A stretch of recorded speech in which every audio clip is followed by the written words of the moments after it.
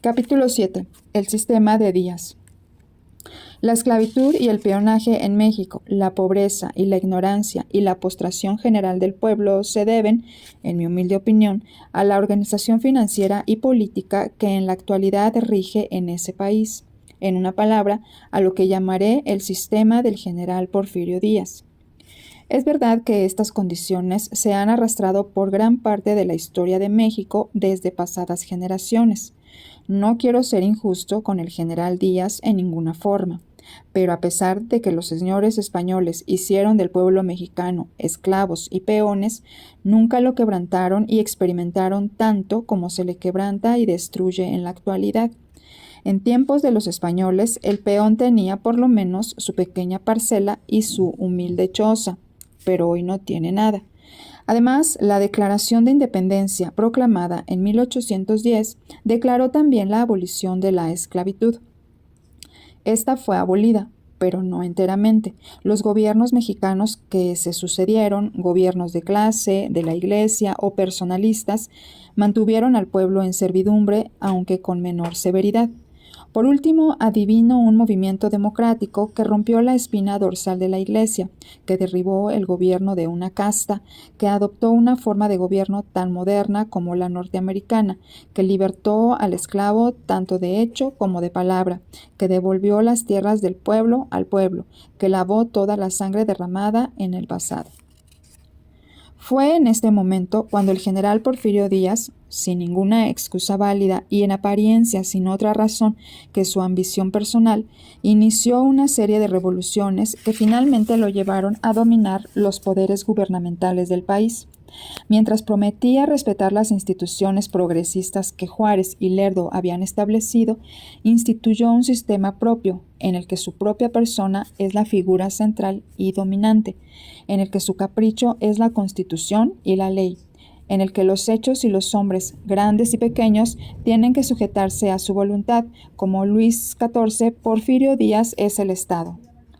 Bajo su gobierno, la esclavitud y el peonaje se restablecieron en México sobre bases más inmisericordes que las que existieron en tiempos de los españoles. Por tales razones, no creo que sea una injusticia culpar principalmente al sistema de Díaz por esas condiciones.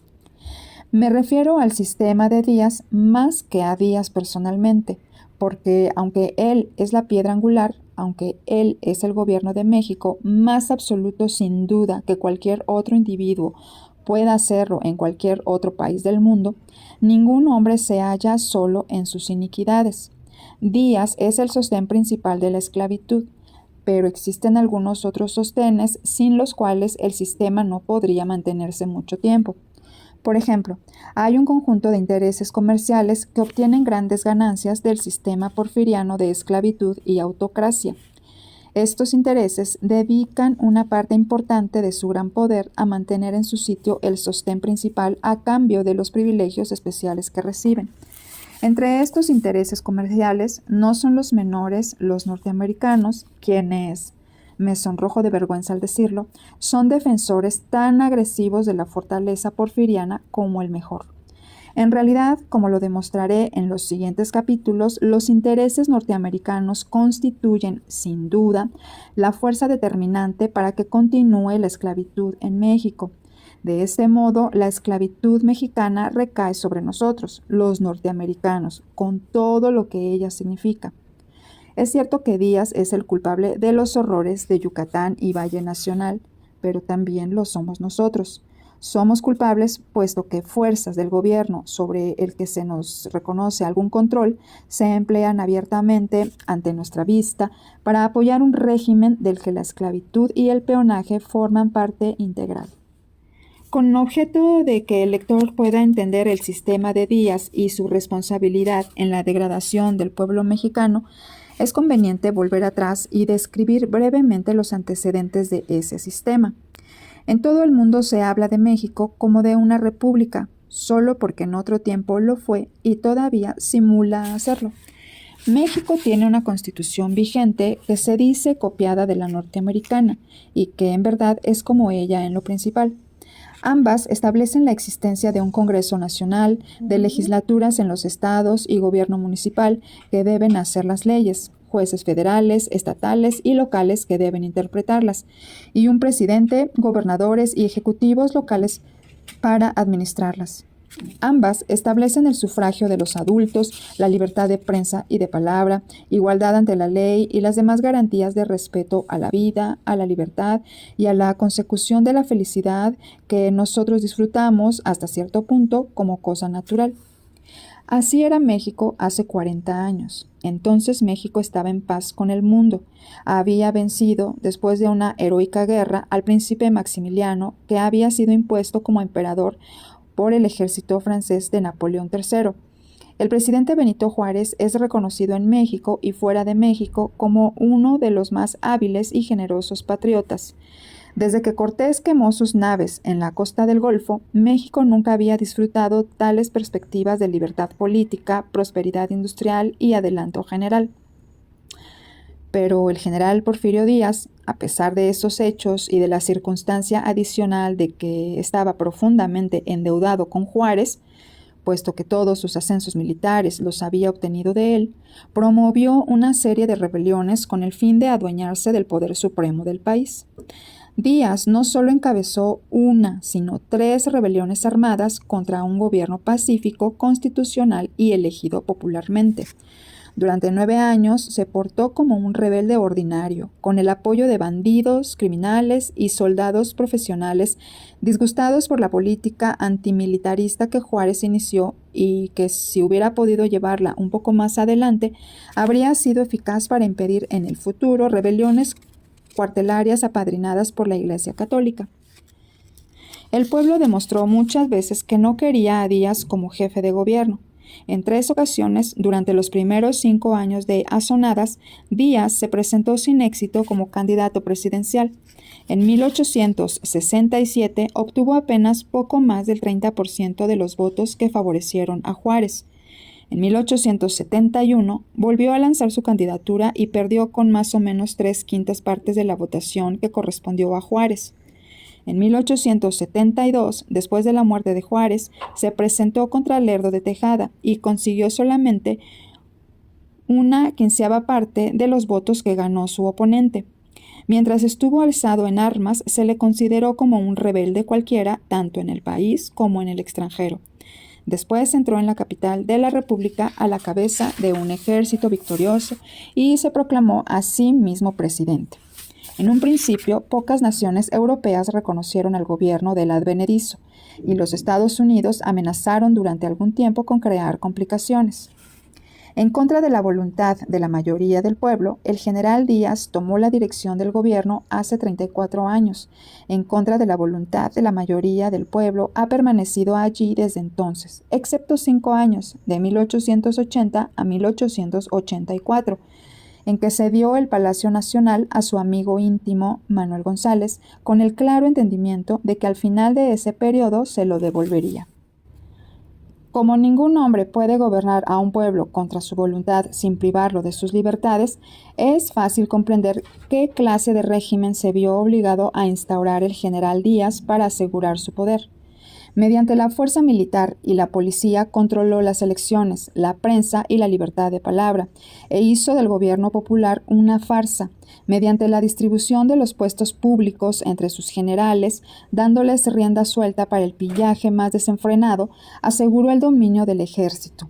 Mediante combinaciones políticas con dignatarios de alta estimación en la Iglesia Católica y permitiendo que se dijera en voz baja que ésta recuperaría su antigua fuerza, ganó el silencioso apoyo del clero y del Papa. Mediante promesas de pagar en su totalidad las deudas extranjeras e iniciando a la vez una campaña para otorgar concesiones y favores a los ciudadanos de otros países, especialmente norteamericanos, hizo la paz con el resto del mundo. En otras palabras, el general Díaz, con una habilidad que nadie puede negar, se apropió de todos los elementos de poder que había en el país, excepto la nación misma. Por una parte, ejercía una dictadura militar y por la otra disponía de una camarilla financiera. Él mismo, Clave del Arco, estaba obligado a pagar el precio de esta situación. El precio fue todo el país. Creó una maquinaria cuyo lubricante ha sido la carne y la sangre del pueblo. Premió a todos excepto al pueblo. Este fue al sacrificio. Tan inevitable como la oscuridad de la noche, en contraste con la gloria luminosa del dictador, vino la degradación del pueblo, la esclavitud, el peonaje y todas las miserias que acompañan a la pobreza, la abolición de la democracia y de la seguridad personal creadora de la previsión, del respeto a uno mismo y de la ambición digna y honrada, en una palabra, desmoralización general, depravación. Tómese como ejemplo el método de Díaz para premiar a sus jefes militares, los hombres que le ayudaron a derrocar al gobierno de Lerdo. Tan pronto como le fue posible, después de adueñarse del poder, instaló a sus generales como gobernadores en los estados y los organizó en una banda nacional de explotadores junto con otras figuras influyentes de la nación. De este modo aseguró para sí la continua lealtad de los generales y los colocó donde podría utilizarlos con mayor eficacia para mantener dominado al pueblo. Una forma del rico botín que en aquella primera época repartió entre sus gobernadores consistió en concesiones particulares privadas que les permitieron organizar compañías y construir ferrocarriles. Cada concesión tenía aparejada una fuerte suma como subsidio del gobierno. Así, el gobierno federal pagaba el ferrocarril y el gobernador y sus amigos más influyentes eran dueños de él. Generalmente tales ferrocarriles resultaron ridículos, de vía angosta y construidos con los materiales más baratos, pero los subsidios eran muy grandes, suficientes para atender las vías y tal vez hasta para equiparlas. Durante su primer periodo de 4 años en el poder, Díaz expidió 71 decretos de concesión de subsidios a ferrocarriles, que representaron erogaciones por la cantidad de 40 millones de pesos. Todos esos decretos, excepto 2 o 3, fueron a favor de gobernadores de los estados. En ciertos casos no se construyó ni 1 kilómetro de vía, pero es de suponer que los subsidios se pagaron siempre. Casi todos eran por la misma cantidad de 12,880 pesos oro por kilómetro. Estas enormes sumas salieron de la Tesorería Nacional y se supone que fueron pagadas a los gobernadores, aunque algunos políticos mexicanos de aquellos tiempos me han asegurado que eran divididas. Una parte se dedicaba al subsidio y la otra iba a manos de Díaz, quien la empleaba para establecer su sistema en otros puntos. Es cierto que a cambio de esos ricos presentes financieros se exigía a los gobernadores algo más que lealtad, por muy valiosa que ésta fuera. Es un hecho debidamente comprobado que los gobernadores eran obligados a pagar una cantidad fija cada año por el privilegio de explotar, hasta el límite, las posibilidades de sobornos que ofrecían sus puestos. Durante largo tiempo, Manuel Romero Rubio, suegro de Díaz, fungió como cobrador de estos gajes y cada gobierno estatal producía entre 10,000 y 50,000 pesos anuales por ese concepto.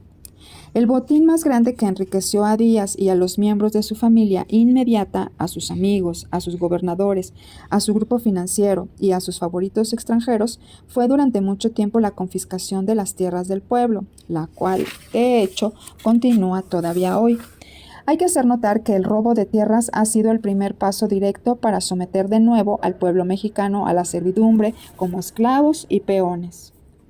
En un capítulo anterior se ha mostrado en qué forma les fueron arrebatadas las tierras a los yaquis de Sonora para dárselas a los políticos favoritos del dictador. Casi en la misma forma despojaron de sus tierras a los mayas de Yucatán, ahora esclavizados por los enequeneros.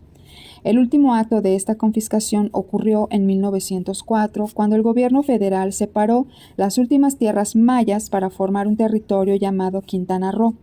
Este territorio tiene 43,000 kilómetros cuadrados y es mayor en 8,000 kilómetros cuadrados que el actual estado de Yucatán, además de contener las tierras más prometedoras de toda la península. Separado de la isla de Cuba por un breve estrecho, su suelo y clima son notablemente iguales a los de aquel país. Algunos peritos han declarado que no hay razón por la cual Quintana Roo no llegue a ser algún día un productor de tabaco tan importante como Cuba. Aún más, las laderas de sus montes están densamente cubiertas con las más valiosas maderas preciosas y tintóreas que hay en el mundo. Esta magnífica región es la que, como último capítulo en la vida de la nación maya, el gobierno de Díaz ha tomado y regalado a 8 políticos mexicanos. De modo semejante han sido reducidos al peonaje, si no a la esclavitud, los mayos de Sonora, los pápagos y los temosáchics, en realidad casi todas las poblaciones indígenas de México.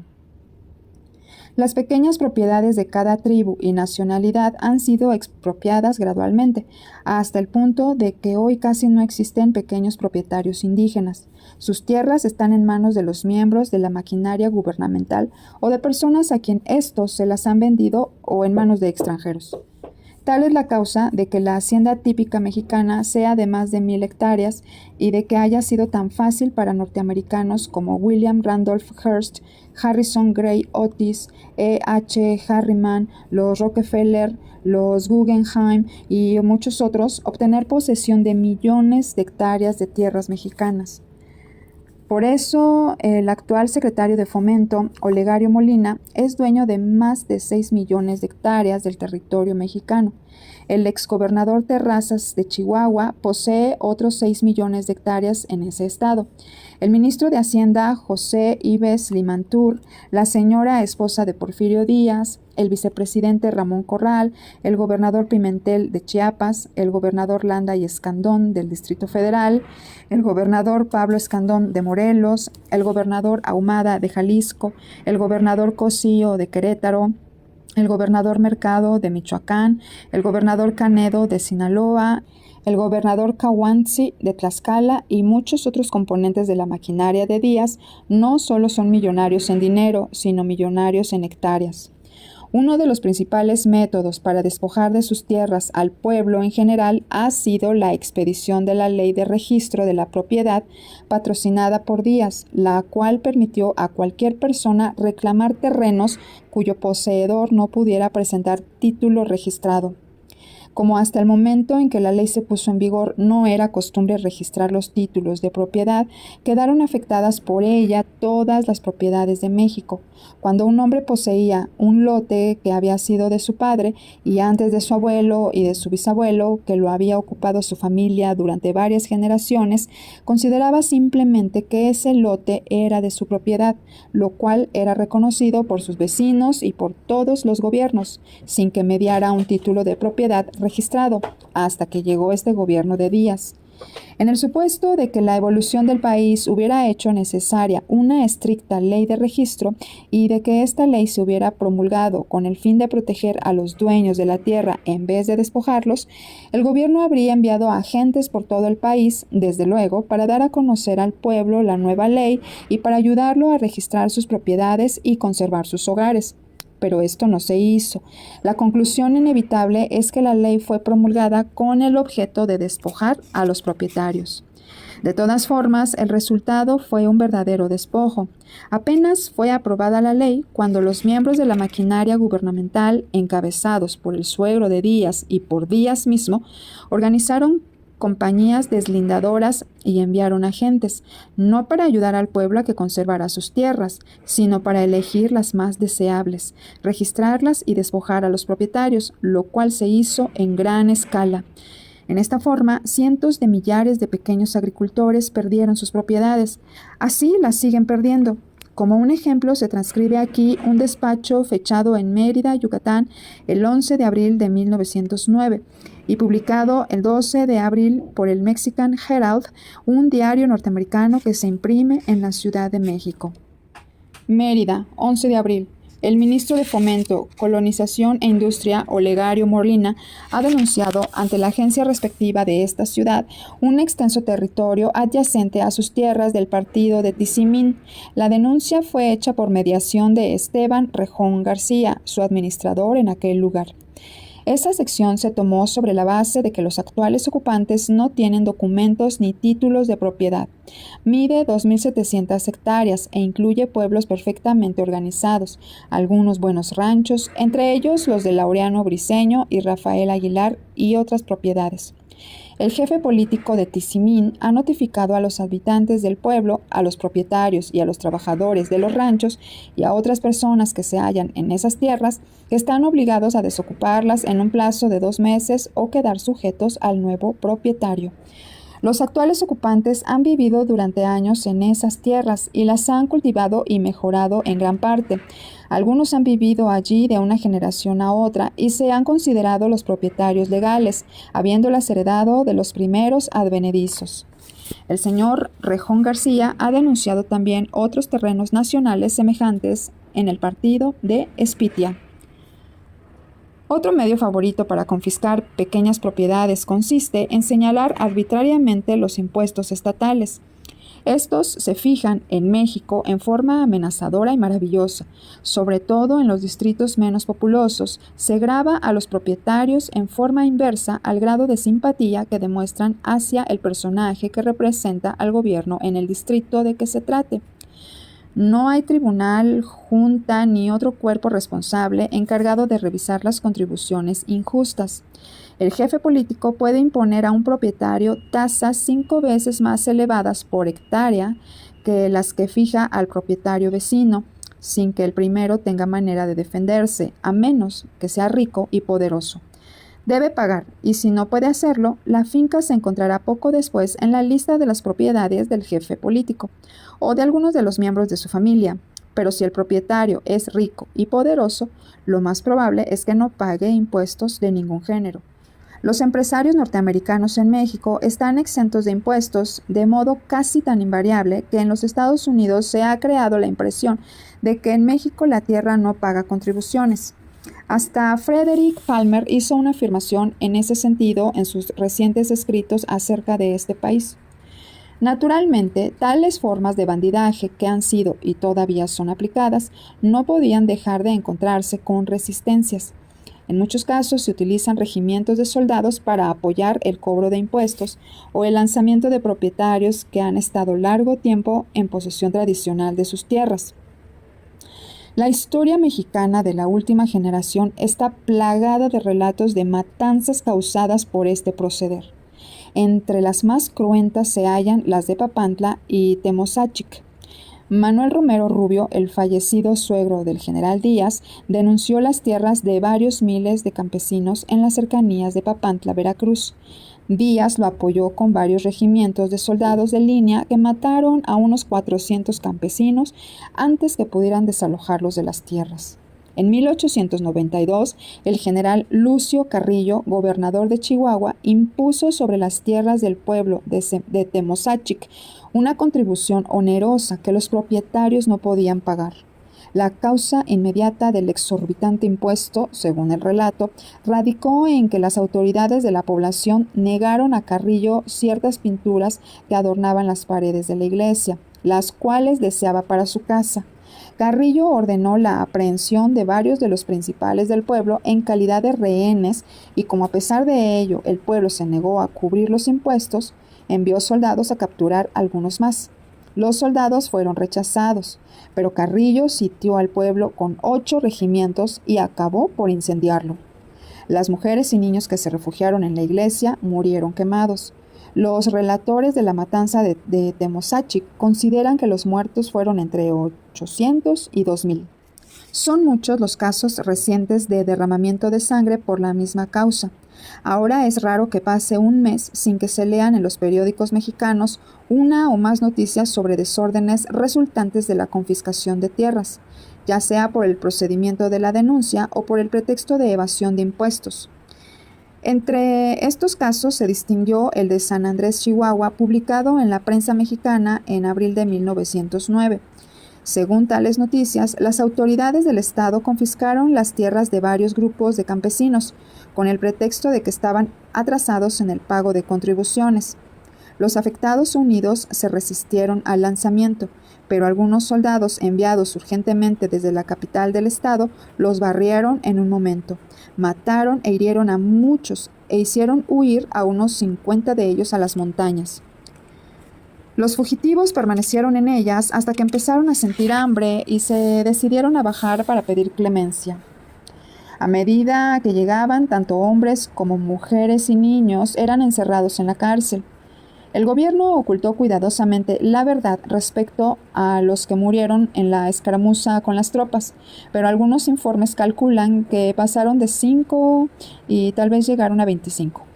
Un incidente parecido ocurrió en San Carlos, también del estado de Chihuahua, en agosto de 1909. En San Carlos, centro de un distrito agrícola, el abuso con la imposición de gravámenes se hizo tan insoportable que 400 campesinos unidos desafiaron a 50 rurales. Depusieron por la fuerza al jefe político y eligieron otro en su lugar. Después, los campesinos volvieron a su labor. Fue una pequeña revolución que las noticias de prensa de aquel tiempo declararon como la primera de ese género, ante la que tuvo que ceder el actual gobierno de México.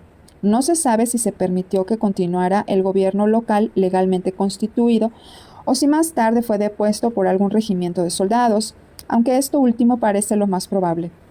El soborno es una institución establecida en las oficinas públicas mexicanas y reconocida como un derecho que corresponde al funcionario que ocupa el puesto. Es, además, una institución respetada.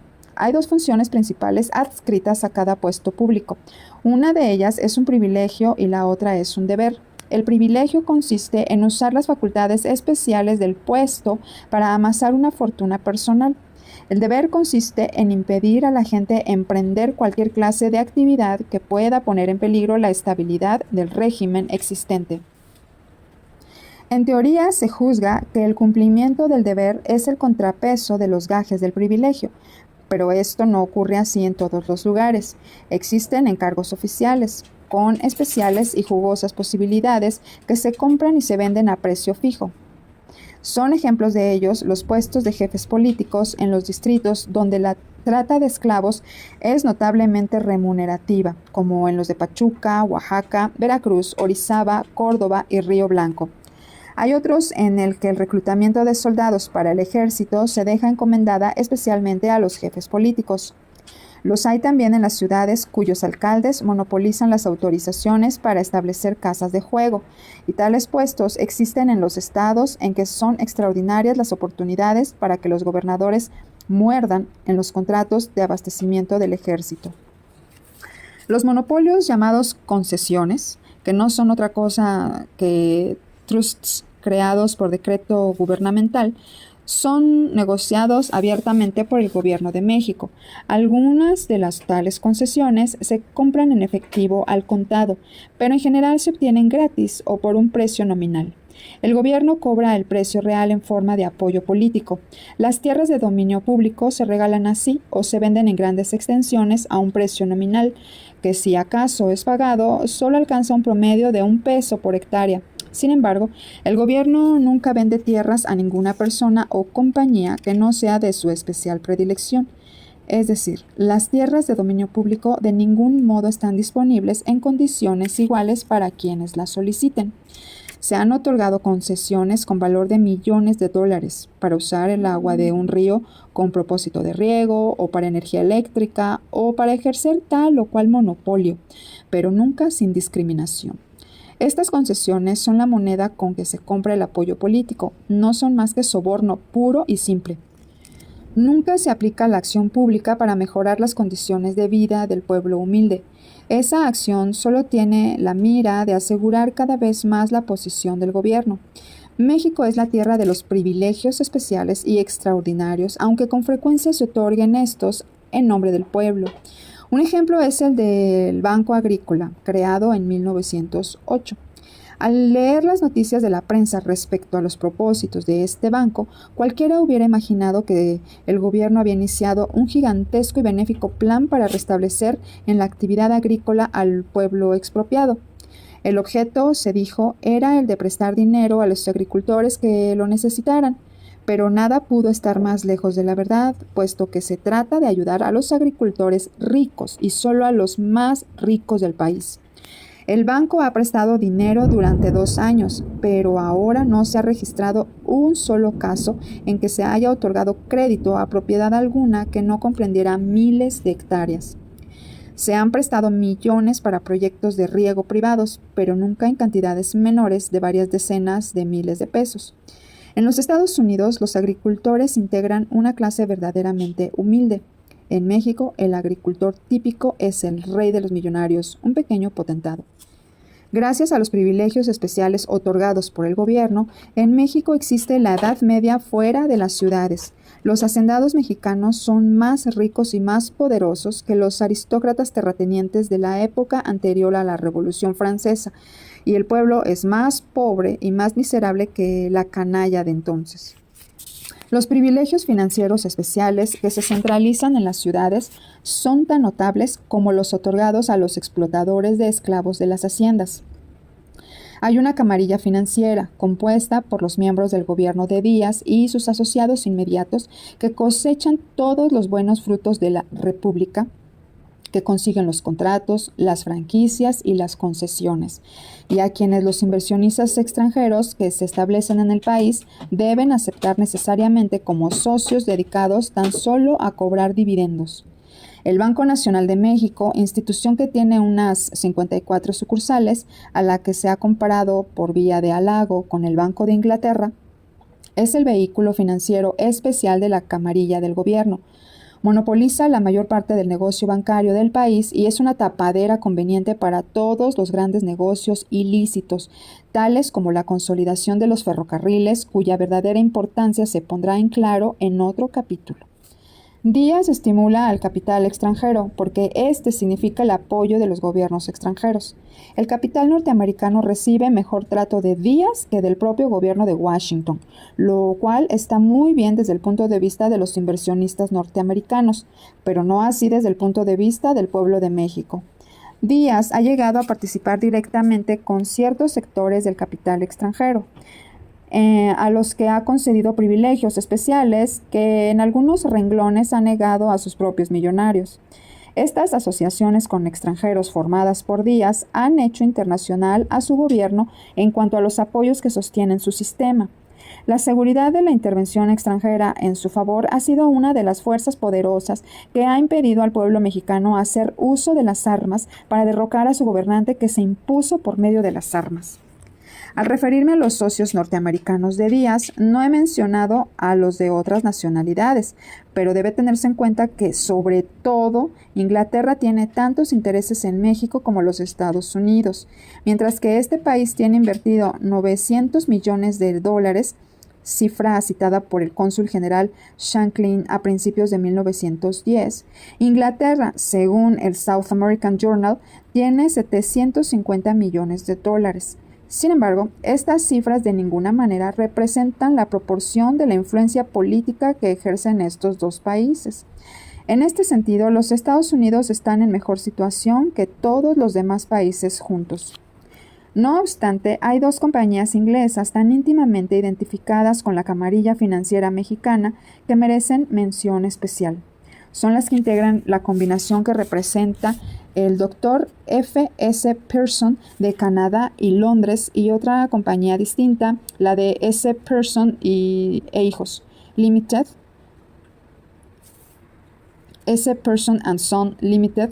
Sobre el Dr. F. S. Pearson se dice a los cuatro vientos que es capaz de conseguir cualquier clase de concesión en México, excepto solo alguna que pudiera oponerse a otros intereses extranjeros igualmente poderosos. El Dr. Pearson es dueño del sistema de tranvías eléctricos del Distrito Federal y abastece la gran cantidad de energía y luz eléctrica utilizada en esa región de México. Entre otras cosas, es también una gran potencia a lo largo de la frontera con los Estados Unidos, donde él y sus asociados son dueños del ferrocarril mexicano del noroeste y de varias líneas menores, así como de grandes extensiones de tierras y enormes intereses madereros. En Chihuahua está instalado una gran fábrica de acero y en El Paso está construyendo un aserradero con $500,000 de inversión como parte de sus proyectos. La firma S. Pearson and Son ha obtenido tantas concesiones valiosas en México que a ella se debe que se le llame los socios de Díaz. Por medio de tales concesiones se halla en posesión de vastos terrenos petrolíferos, en su mayoría aún no explotados, pero en la actualidad tiene tantos en producción que la compañía declaró hace poco que en adelante podría abastecer a todos sus clientes con petróleo mexicano. Su compañía distribuidora El Águila mantiene entre sus directores a algunos de los más íntimos amigos de Díaz. Pearson & Son también ha monopolizado los contratos para dragar y mejorar los puertos de México. Desde que esa empresa llegó al país hace unos 14 años, la tesorería del gobierno le ha pagado 200 millones por obras efectuadas en los puertos de Salina Cruz y Coatzacoalcos y en el ferrocarril del Istmo. Esta cantidad, según me dijo un ingeniero del gobierno, es casi el doble de lo que se debiera haber pagado por las obras ejecutadas. En 1908, el Congreso de Díaz destinó 50 millones de pesos para un extenso plan de riegos en el río Nazas, en beneficio de los reyes del algodón de La Laguna, estado de Durango. Inmediatamente después, la compañía Pearson organizó una empresa constructora de obras de riego subsidiario con capital de $1 millón. La nueva compañía hizo planes para construir una presa y con gran prontitud el Congreso asignó 10 millones de pesos de los 50 millones de pesos para pagar a los Pearson por la obra. En este capítulo se intentó ofrecer al lector una idea de los medios del general Díaz para obtener apoyo para su gobierno. En resumen, por medio del cuidadoso reparto de los puestos públicos, de los contratos y los privilegios especiales de diversa índole, Díaz ha conquistado a los hombres y a los intereses más poderosos, los ha traído dentro de su esfera y los ha hecho formar parte de su sistema. Gradualmente, el país ha caído en manos de sus funcionarios, de sus amigos y de los extranjeros. Y por todo esto, el pueblo ha pagado, no solo con sus tierras, sino con su carne y su sangre. Ha pagado con el peonaje y la esclavitud. Ha perdido la libertad, la democracia y la bendición del progreso. Y como los seres humanos no renuncian a estas cosas sin luchar, la maquinaria de Díaz se creó necesariamente otra función distinta a la de distribuir donativos, otro medio que forma parte de la estructura del gobierno, la represión. El privilegio y la represión van siempre de la mano. En este capítulo he intentado trazar un cuadro de los privilegios del sistema de Díaz. En el siguiente trataré de describir sus elementos de represión.